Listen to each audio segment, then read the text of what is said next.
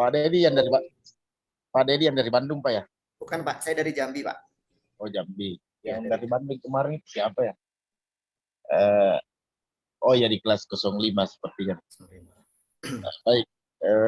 Assalamualaikum Pak Dedi, selamat pagi Pak. Waalaikumsalam warahmatullahi wabarakatuh. Selamat pagi Pak. Gimana kabarnya Pak? Alhamdulillah sehat Pak. Sedikit tegang Pak. Janganlah seperti beberapa teman sebelumnya itu akibat terlalu tegang, terlalu panjang persiapan pas hari H dan pelaksanaan ujian komprehensif malah tidak bisa apa-apa. Makanya santai saja Pak. Ya, Kami berdua di sini bukan mau menghakimi Pak Dedi, hanya mau mengkonfirmasi kembali apa-apa yang Pak Dedi telah dapatkan selama PPG, apakah pelajari, dibaca kembali. Nah, itu yang kami tidak mau tanyakan atau konfirmasi kembali Pak Dedi. Iya Pak. Jangan tegang, santai saja Pak ya. Iya Pak. Bismillahirrahmanirrahim. Ya. Baik Pak Dedi, saya sampaikan Pak Dedi sudah rekam Pak? Sudah Pak, sudah Pak. Sudah. Oke. Di ujian komprehensif ini Pak Dedi ada 2 tahap. Tahap pertama itu kami akan mempersilahkan Pak Dedi untuk mempresentasikan materi, ringkasan materi, intisari materi yang telah didapatkan selama PPG. 10 menit. 10 menit Pak ya, kalau dihitung 10 menit. Kemudian tahap kedua, saya dengan penguji pertama, Pak Supri Pak Pesti akan mengkonfirmasi apa yang telah didapatkan oleh Pak Dedi selama mengikuti PPG ini. Masih waktunya cukup panjang, ada 40 menit, jadi 20 menit saya, 20 menit Pak Supri. Silahkan Pak Dedi, silakan dengan hormat saya silahkan. Oke, terima kasih. Assalamualaikum warahmatullahi wabarakatuh.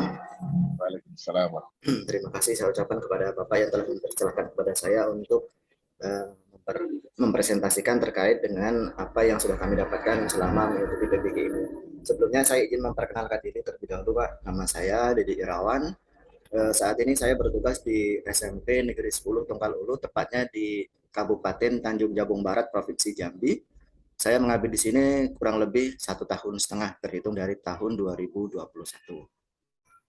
Kemudian terkait dengan apa yang sudah saya dapatkan dari pertama pembelajaran mulai dari identifikasi LK 1.1 itu sudah membahas mengenai identifikasi masalah yang terdapat di sekolah kami berkaitan tentang literasi berkaitan dengan pedagogi, literasi dan numerasi, kemudian kesulitan belajar siswa, kemudian hubungan siswa, guru dan orang tua, kemudian terkait dengan pemanfaatan model-model pembelajaran, selanjutnya dalam berkaitan tentang penyusunan soal yang berbasis SWOT atau pembelajaran yang berbasis SWOT, kemudian yang terakhir mengidentifikasi tentang penggunaan teknologi dalam pembelajaran.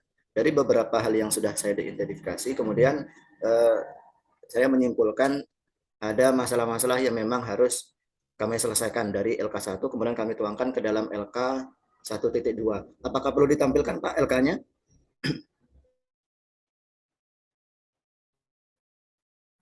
Pak, boleh silakan. Tapi ingat waktu Pak Dedi ya, 10 menit Pak ya. Iya Pak.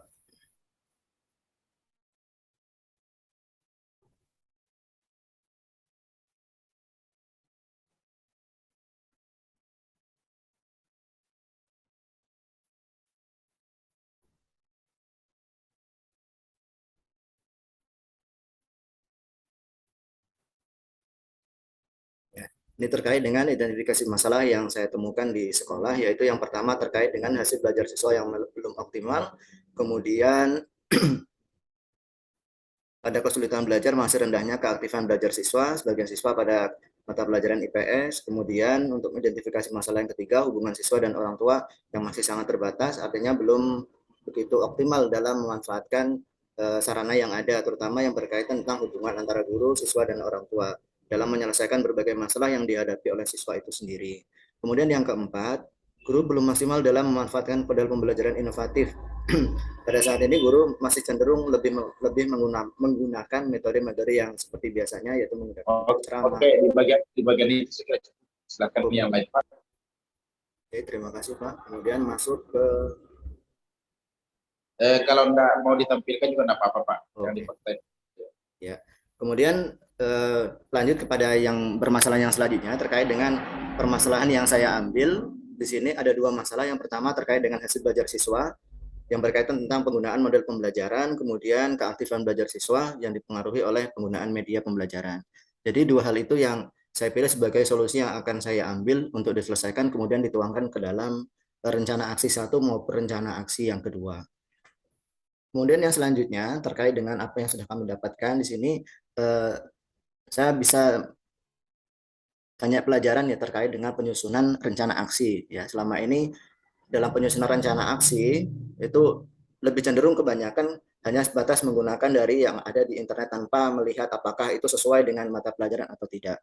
Kemudian dengan adanya penyusunan rencana aksi ini berdasarkan analisis masalah, sehingga hal itu bisa digunakan untuk menyelesaikan masalah yang ada. Sehingga apa yang kami gunakan itu sesuai dengan masalah yang diidentifikasi.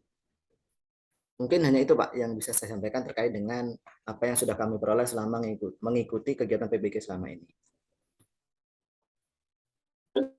Untuk menit itu bisa dipaparkan terkait dengan aksi satu video Pak.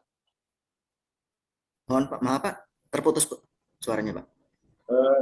Yang untuk 10 menit mungkin bisa dilanjutkan di kegiatan aksi satu dan aksi dua. Oh iya Pak.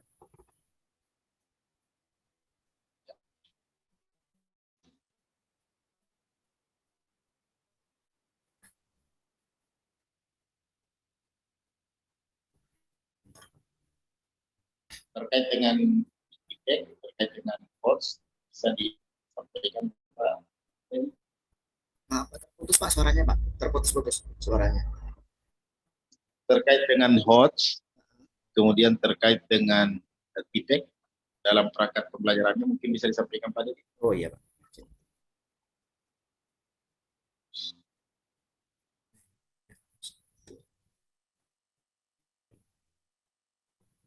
Yes. Pak Dedi sampai saja lah, jangan bisa.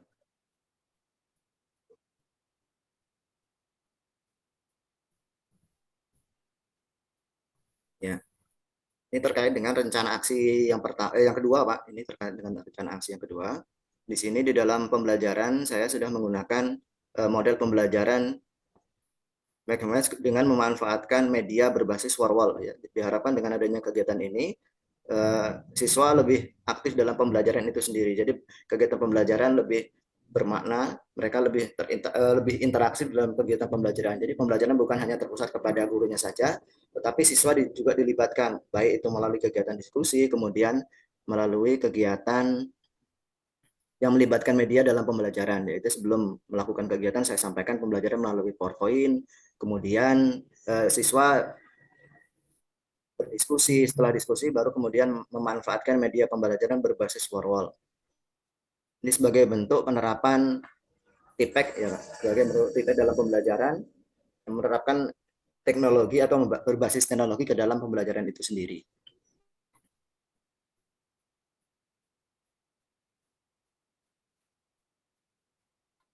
Di mana dalam kegiatan inti ada mengamati, kemudian menanya, mengumpulkan informasi, kemudian mengasosiasi, mengkomunikasikan terkait dengan kegiatan pembelajaran itu sendiri. Baru di kegiatan yang selanjutnya melakukan kegiatan berbasis Warwall. Ini sebagai bentuk dan upaya saya menciptakan pembelajaran yang lebih interaktif dengan melibatkan teknologi dalam kegiatan pembelajaran, karena selama ini siswa lebih cenderung menggunakan teknologi itu sendiri, tetapi sampai saat ini teknologi itu belum bisa dimanfaatkan dengan optimal dalam kegiatan pembelajaran.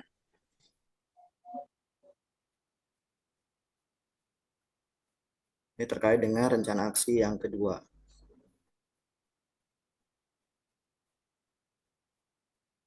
Kemudian bentuk medianya.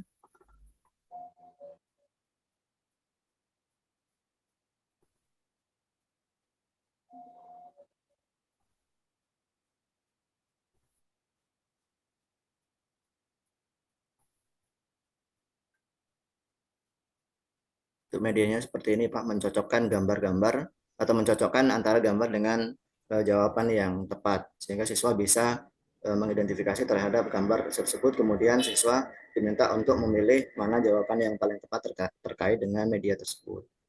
Salah satu media yang saya gunakan dalam pembelajaran berbasis Warwol atau mencocokkan gambar.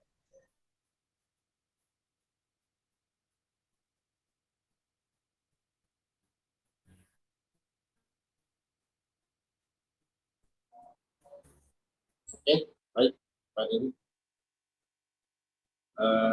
Saya kira itu untuk diskusinya.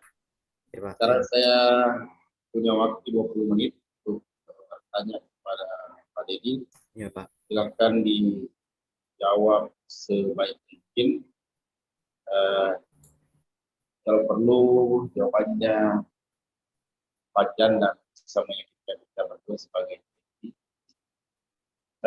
coba disebutkan kembali Pak Dedi.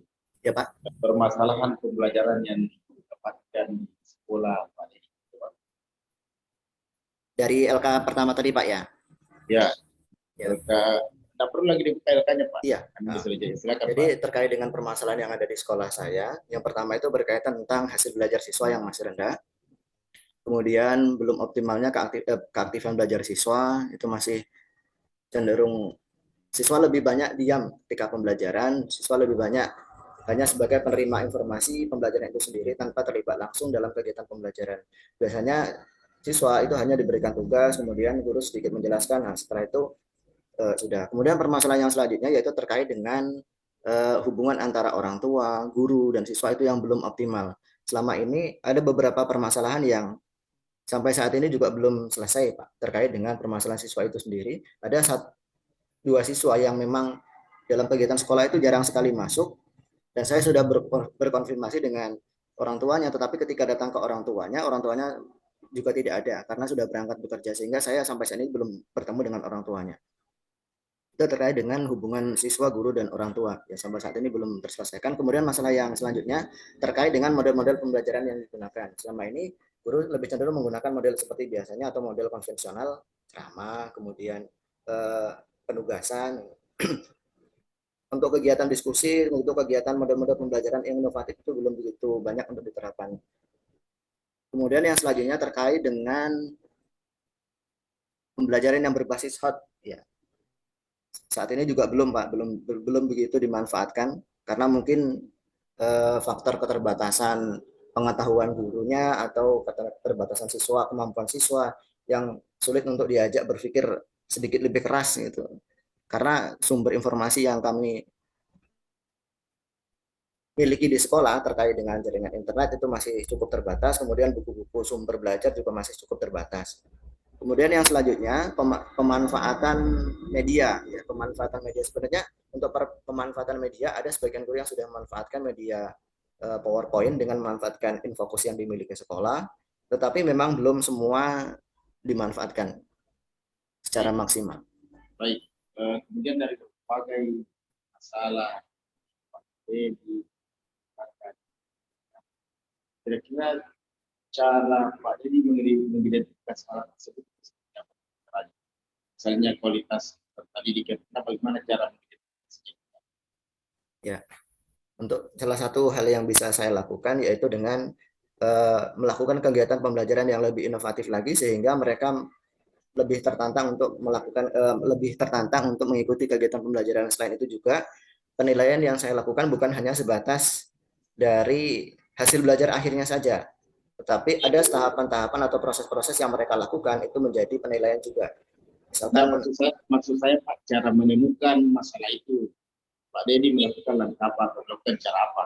oh gitu ya, Ya, terkait dengan untuk bagaimana cara saya menemukan permasalahan itu, yang pertama untuk berkaitan dengan hasil belajar selama ini masih banyak siswa-siswa yang mendapatkan nilai belum optimal ya, terutama dalam berkaitan tentang ketuntasan belajar. Kemudian untuk masalah keaktifan, setelah diamati dalam kegiatan pembelajaran, siswa lebih cenderung diam. Ketika ditanya apakah sudah paham, itu kebanyakan mereka diam tanpa menjawab paham atau tidak.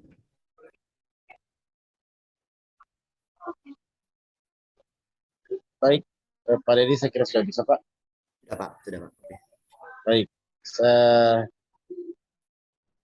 lanjutkan pertanyaan saya Pak Dedi. Eh,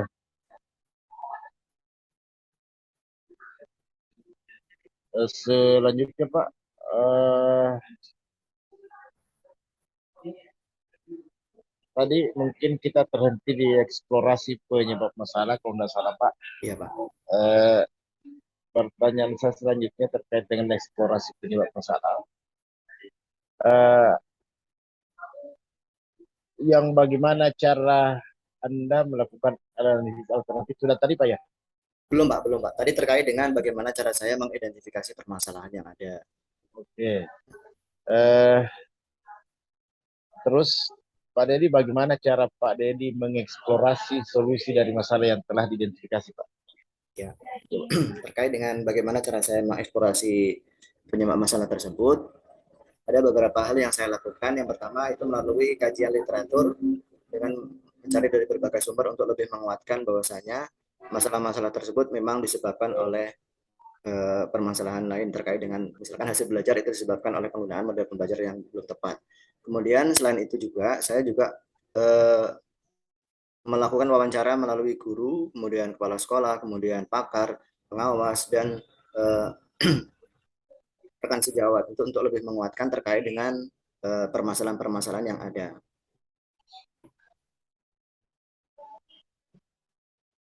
Oke, baik. Selanjutnya Pak, bagaimana cara Pak Dedi melakukan analisis alternatif solusi Pak? Ya, dalam melakukan analisis alternatif solusi, yang pertama saya melihat terlebih dahulu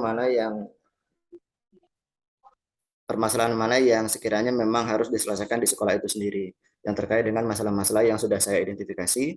Kemudian berdasarkan dari hasil kajian literatur, kemudian hasil wawancara dapat disimpulkan terkait dengan permasalahan itu sendiri. Sehingga ketika saya mengambil permasalahan itu, itulah yang menjadi hal atau permasalahan yang memang harus diselesaikan. Baik. Selanjutnya di tahap penentuan penyebab masalah, eh, saya yakini Pak Dedi juga sudah mengusung dan sudah melakukan. Bagaimana cara Pak Dedi menentukan akar masalah dari masalah yang telah diidentifikasikan?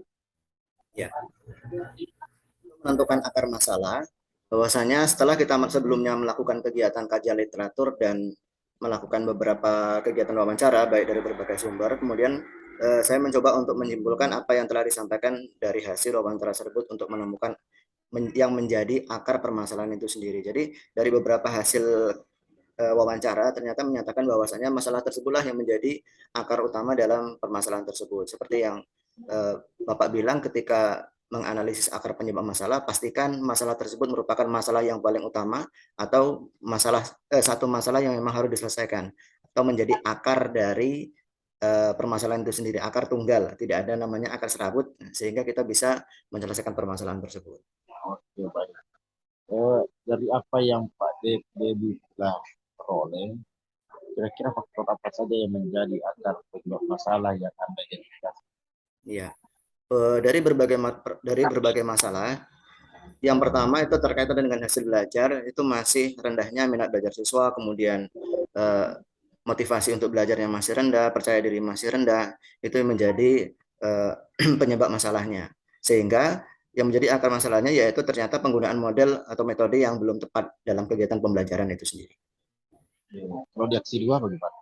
Kalau di aksi 2 itu terkait dengan keaktifan belajar, Pak. Ternyata selama ini pembelajaran itu hanya menggunakan media.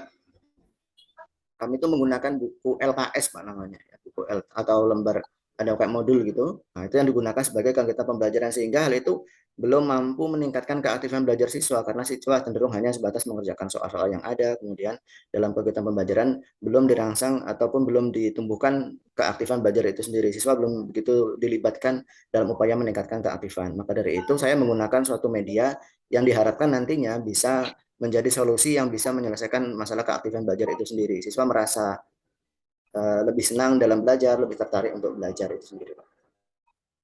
Baik. Selanjutnya Pak Edi, Ya, eh, kita melangkah ke eksplorasi penentuan solusi. Ya.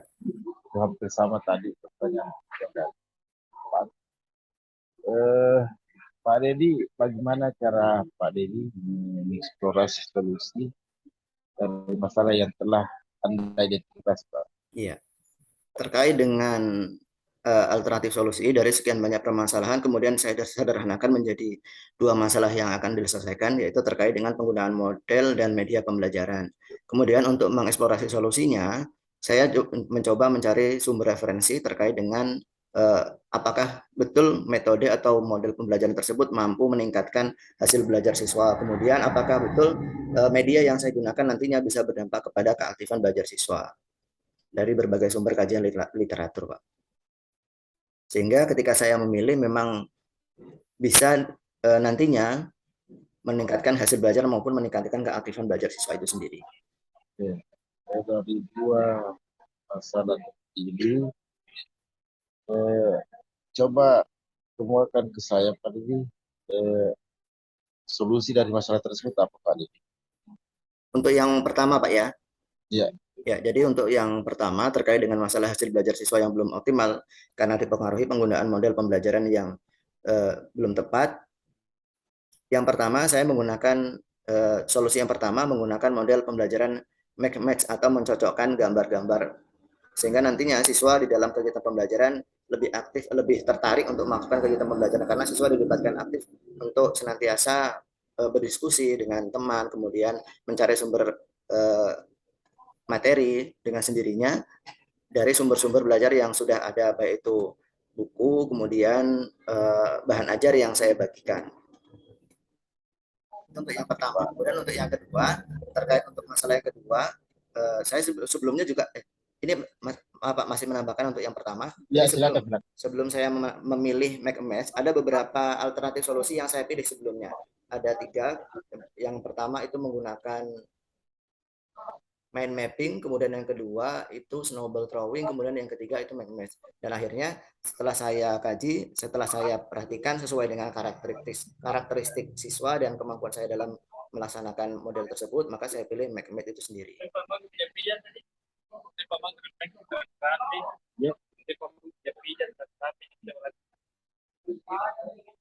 Oke Pak, selanjutnya Pak Dedi, kita masuk ke penentuan solusi Pak, pertanyaan seputar penentuan solusi. Apakah dari alternatif solusi yang sudah ditetapkan, Pak Dedi yakin bisa menyelesaikan masalah yang diidentifikasi? Insya Allah yakin Pak, dengan segala kemampuan dan segala usaha, insya Allah bisa meningkatkan, bisa mampu mengatasi permasalahan-permasalahan yang ada. Mengapa Pak Dedi sangat yakin dengan kedua model yang ini dapat menyelesaikan masalah? Ya. Terkait dengan alasan mengapa saya memilih model tersebut, yang pertama model tersebut kalau saya bandingkan dengan, bukan saya bandingkan Pak, setelah saya amatin, ternyata model tersebut memang cocok untuk tingkatan-tingkatan seusia anak-anak SMP. Karena di dalam kegiatan tersebut bukan hanya sebatas belajar, tapi siswa diajak untuk bermain, untuk menemukan pasangan-pasangan di dalam kegiatan pembelajaran, sehingga pembelajaran tersebut bisa lebih aktif dan lebih menarik bagi mereka. Oke, pertanyaan terakhir dari saya. Coba.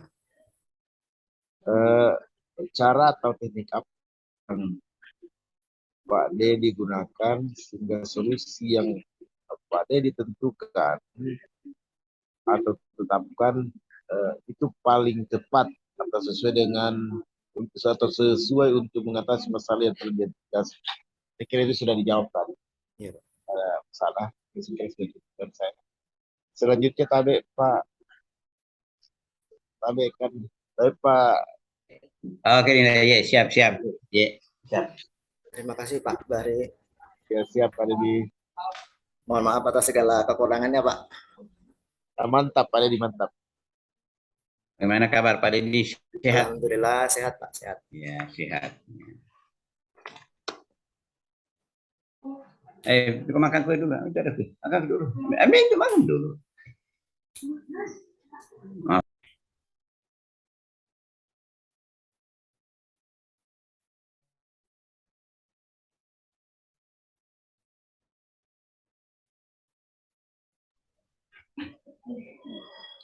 Bisa pakai pelajaran itu, no. Kertas-kertasnya bisa dia. Baik Pak Dedi. Jadi hari ini maaf ya kita terganggu ya karena terlempar masuk keluar masuk ya ke kondisi yang ya. Tapi yang jelas hari ini masih bisa kita bertemu kembali, kita melanjutkan aktivitas kita. Beberapa pertanyaan tadi yang disampaikan oleh Bapak Dr. Bahri yang tentang kegiatan kita pada hari ini. Saya hanya melanjutkannya. Jadi seperti yang disampaikan tadi dari awal Pak Dr. Bahri bahwa bukan hanya menguji Bapak, tetapi hanya kita mengkonfirmasikan apa yang Bapak ketahui, apa yang Bapak rasakan, apa yang Bapak alami. Baik, saya melihat bahwa penampilan Pak Dedi hari ini telah menyampaikan beberapa informasi yang berdasarkan pertanyaan kami.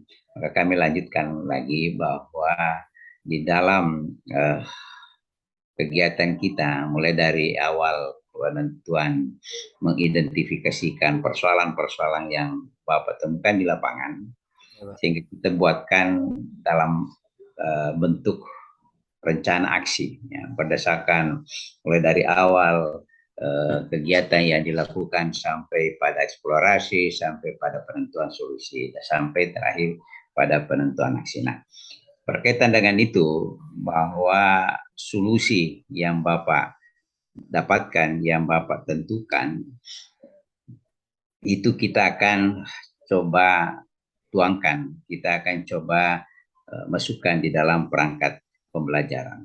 Oleh karena itu, bisakah Pak Dedi memberikan gambaran kepada kami bagaimana cara menuangkan solusi itu yang telah kita pilih, yang Bapak pilih di dalam perangkat pembelajaran? Silakan diberikan informasi.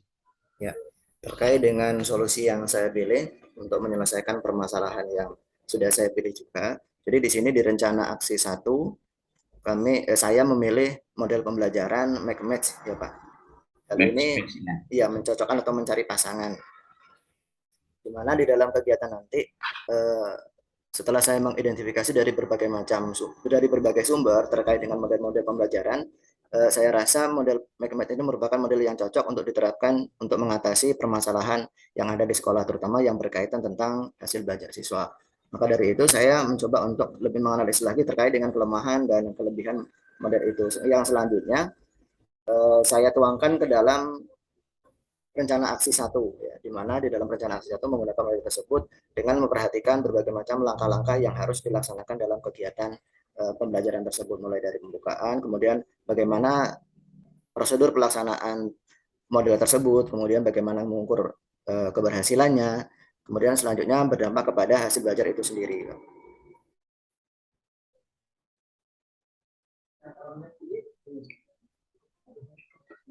Oke, Pak Dedi, apakah Bapak bisa perkirakan atau bisa mengatakan bahwa rencana aksi yang Bapak lakukan, ya, yang dikembangkan dalam rangka mengatasi masalah yang penentuan solusi yang Bapak tuangkan di dalam perangkat pembelajaran itu bisa diukur, bisa dinilai? Ya. Insya Allah bisa, Pak. Bagaimana kira-kira caranya itu? Ya, jadi untuk menentukan penilaian ada beberapa kriteria yang saya nilai, terutama yang pertama itu terkait dengan pengetahuan.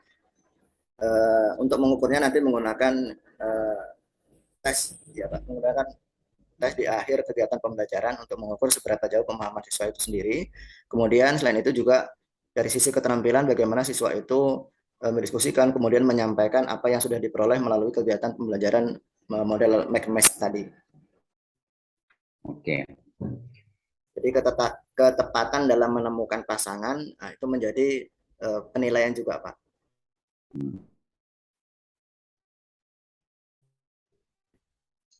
Yang berikutnya Pak, bahwa pencapaian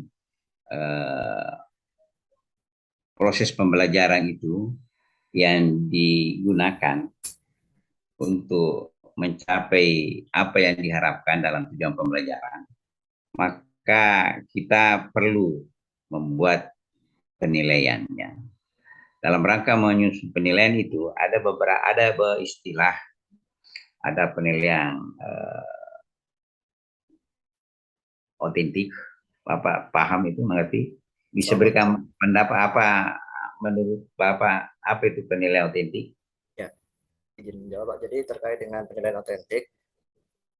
Jadi penilaian otentik merupakan suatu penilaian yang didasarkan atas kemampuan anak itu sendiri. Jadi yang dinilai itu adalah keadaan nyata atau keadaan sebenarnya yang ada pada siswa itu sendiri.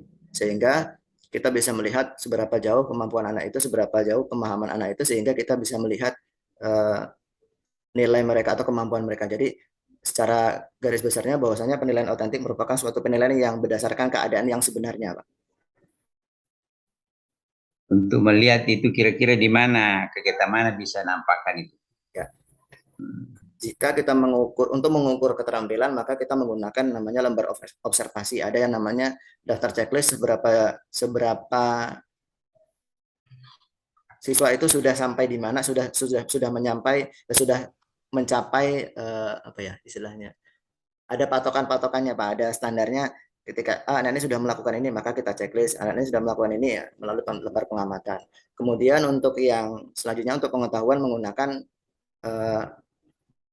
tes tertulis, sehingga kita bisa melihat hasil belajar anak itu sendiri.